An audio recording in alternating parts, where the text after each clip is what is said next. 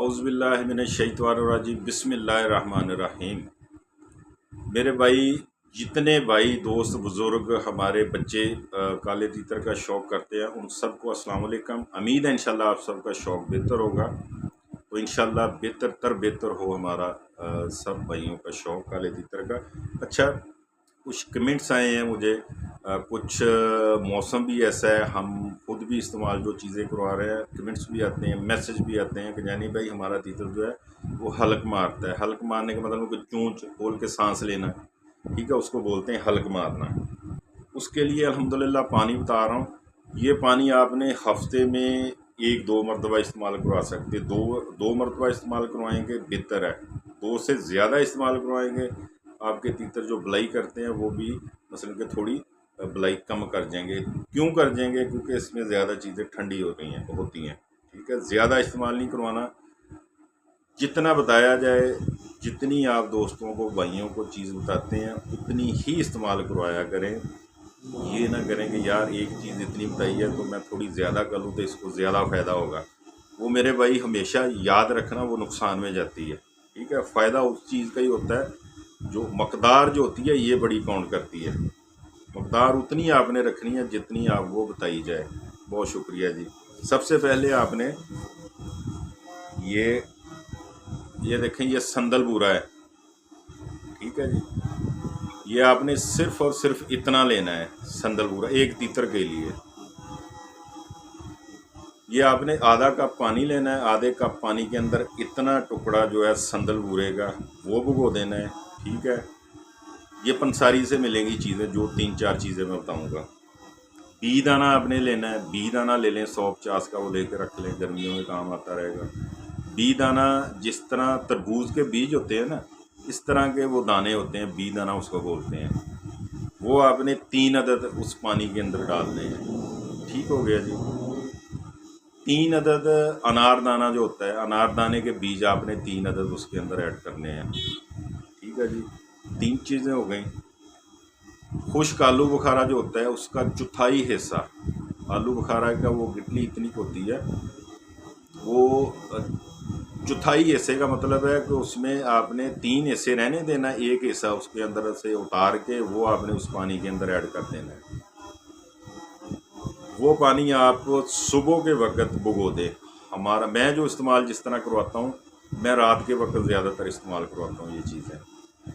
आपने सुबह के वक्त उसको भिगो देना है और शाम में आप पुन लें उसको, पुन के आप रात में वो तीतर को डाल दें पानी, तो इंशाल्लाह रात में ख़त्म कर लेगा अल्लाह के फजल से, ठीक है।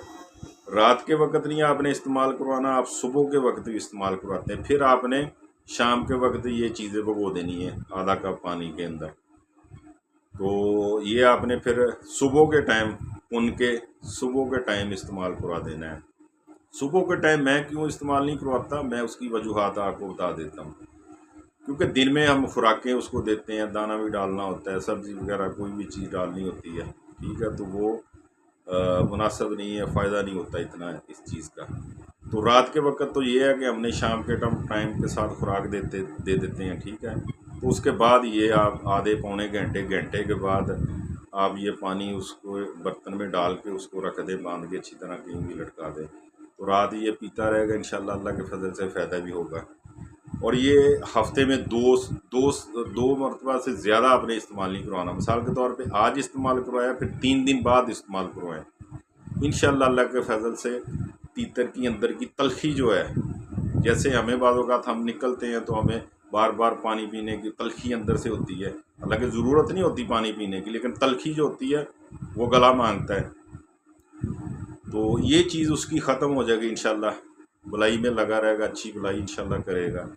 तो ये मेरे भाई, मैं बार बार कह रहा हूँ, ये हफ्ते में 2 मरतबा, और जितनी जितनी मकदार बताई गई है उससे ज़्यादा आपने इस्तेमाल नहीं करवाना, ठीक है, वो फिर नुकसान होगा।